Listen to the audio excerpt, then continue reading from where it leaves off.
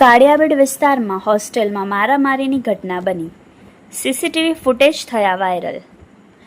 માર મારનાર તલાટી મંત્રી હોવાનું જાણવા મળ્યું. ભાવનગર શહેરના કાળિયાબીડ વિસ્તારમાં આવેલી એક હોસ્ટેલમાં મારામારીની ઘટના બનવા પામી છે. 7 થી 8 જેટલા ઈસમો હોસ્ટેલમાં ઘૂસી જઈ ત્યાંના સંચાલક સાથે મારામારી કરી હતી. ગિયડ ગોવિંદભાઈ મોડુભાઈ નામના વ્યક્તિ ઉપર હુમલો કરી માર મારતા તેને ઈજા પહોંચી. સમગ્ર ઘટના અંગેની સીસીટીવી ફૂટેજ વાયરલ થયા. અગાઉ બંને પાર્ટનરશિપમાં હોસ્ટેલ ચલાવતા હતા. બાદમાં પાર્ટનરશિપ છૂટી કરી હાલ બંને અલગ અલગ હોસ્ટેલ ચલાવી રહ્યા છે, જે ધંધાની બાબતે લઈને માથાકૂટ સર્જાઈ હતી. માર મારનાર વ્યક્તિમાંથી એક ઈસમ તલાટી મંત્રી તરીકે ફરજ બજાવતો હોવાનું જાણવા મળી રહ્યું છે. Reporter Shailesh Raval, Yashvi Gujarat news, Bhavnagar.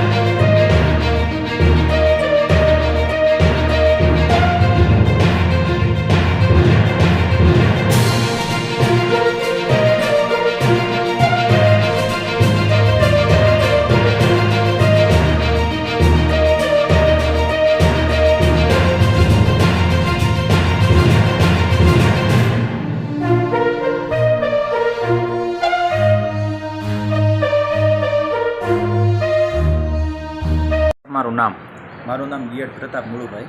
પ્રતાપભાઈ, શું બનાવ બન્યો હતો અને કઈ જગ્યાએ બન્યો હતો? બનાવ કાળિયાબીડની અંદર હોસ્ટેલની અંદર મારો ભાઈ હતો. 12:26 એ લોકો 10 જણા આવી અને સીધા ઉપર રૂમમાં ચડી ગયા. રૂમમાં ભાઈ હતો ત્યાં જઈને મળ્યા મારવા, બહુ મૂંઢ માર્યો અને ગુપ્તાન ભાગમાં બહુ પણ માર્યું કે ભાઈ મારી નાખવાની ઈરાદે હતા. ગુપ્તાન ભાગમાં બહુ માર્યું.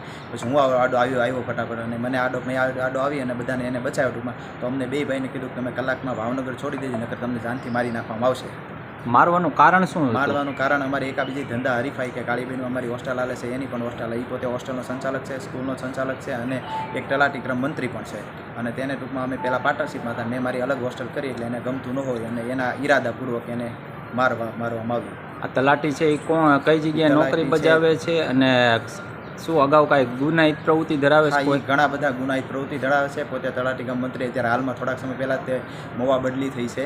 એ પહેલાં ત્યાં અહીંયા નજીકના ગામમાં હતા, ત્યાં પણ એક પેપરમાં આવી અને કાંડમાં આવી ગયેલા હતા. ત્યારબાદ એની બુધેલ બદલી થઈ. અત્યારે હાલમાં મોવા બદલી થઈને પોતે સ્કૂલ ચલાવે છે. સરકારી કર્મચારીઓ છતાં પણ સ્કૂલ ચલાવે છે. શું નામ છે ભાઈ? એનું નામ છે દીપકભાઈ પ્રાગજીભાઈ બલદાણિયા. અને આ ભાઈ જે ઈજાગ્રસ્ત છે એ તમારે શું થાય? એ મારો સગો ભાઈ થાય છે. અને બીજો વ્યક્તિ છે એ છે ચેતનભાઈ જયરામભાઈ કવાડ અને ત્રીજો વ્યક્તિ છે ભીખુભાઈ વાલાભાઈ કવાડ. આ 3ને ઓળખું છું. બીજા 7 અજાણ્યા શખ્સો હતા. એમાંથી એકે આવું કીધું કે હું ગનીનો ભાઈ છું.